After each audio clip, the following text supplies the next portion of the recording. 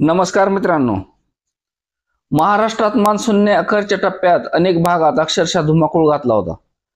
मुसळधार पाऊस आणि नद्यांना आपल्या पुरामध्ये शेती पिकाचे शेतजमिनीचे मोठ्या प्रमाणात नुकसान झाले आहे. लाखो एकर जमिनीवरील पिके उद्ध्वस्त झाली आहेत. त्यामुळे या शेतकऱ्यांना मदतीसाठी राज्य सरकार केंद्र सरकारच्या मदतीकडे डोळे लावून बसले आहे. केंद्रीय गृहमंत्री अमित शहा यांनी रविवारी ऐन दिवाळीत महाराष्ट्राला दिलासा दिला आहे.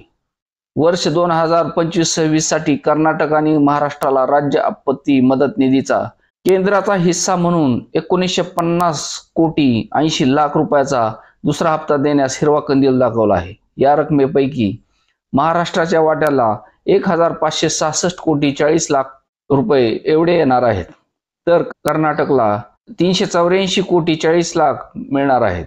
राज्य सरकारकडून यापूर्वी पूरग्रस्तासाठी पॅकेज जाहीर करण्यात आले आहे. त्यानुसार संबंधित शेतकऱ्यांना मदत मिळण्यास सुरुवात झाली आहे. केंद्र सरकारकडून देण्यात आलेला हा निधी दरवर्षी नियमितपणे कमी अधिक प्रमाणात मिळत असतो.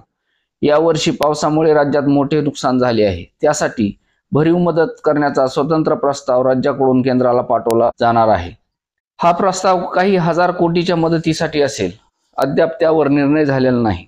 मान्सून दरम्यान मुसळधार पाऊस आणि पूर परिस्थितीमुळे प्रभावित झालेल्या लोकांना तात्काळ मदतीसाठी ही रक्कम मंजूर करण्यात आल्याचे केंद्र सरकारकडून स्पष्ट करण्यात आले आहे. सरकार पूर, भूस्खलन आणि ढगफुटीमुळे प्रभावित राज्यांना सर्व प्रकारची मदत करण्यासाठी कटिबद्ध असल्याचे केंद्र सरकारने म्हटले आहे. केंद्र सरकारने यापूर्वी SDRF नुसार 27 राज्यांना 13,603 कोटी रुपये आणि NDRF अंतर्गत 15 राज्यांना 2,189 कोटी रुपये दिले आहेत.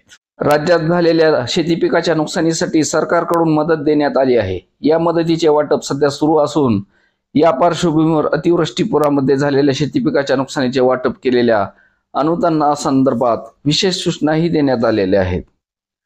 यामध्ये शेतकऱ्यांच्या शेती पिकाचे नुकसान झाले असून त्याकरता महाराष्ट्र शासन महसूल वन विभाग शासन निर्णयानुसार शेतकऱ्यांच्या बँक खात्यात जमा झालेला निधी बँकेकडून इतर कर्ज खात्यात जमा केला जातो किंवा त्यांचे बँक खाते होल्ड केले जात असल्याने सर्व बँकांना याबाबत स्पष्टपणे सांगण्यात आले आहे की कुठल्याही शेतकऱ्याचे खाते हे होल्ड करू नये अथवा नैसर्गिक आपत्तीमुळे बाधित झालेल्या शेतकऱ्यांना शासनाकडून वेळोवेळी प्राप्त झालेले अनुदान मदत ज्या खात्यावर जमा झालेले आहेत त्या खात्यात कुठल्याही परिस्थितीत होल्ड लावू नये असे आदेश देण्यात आले आहेत. धन्यवाद.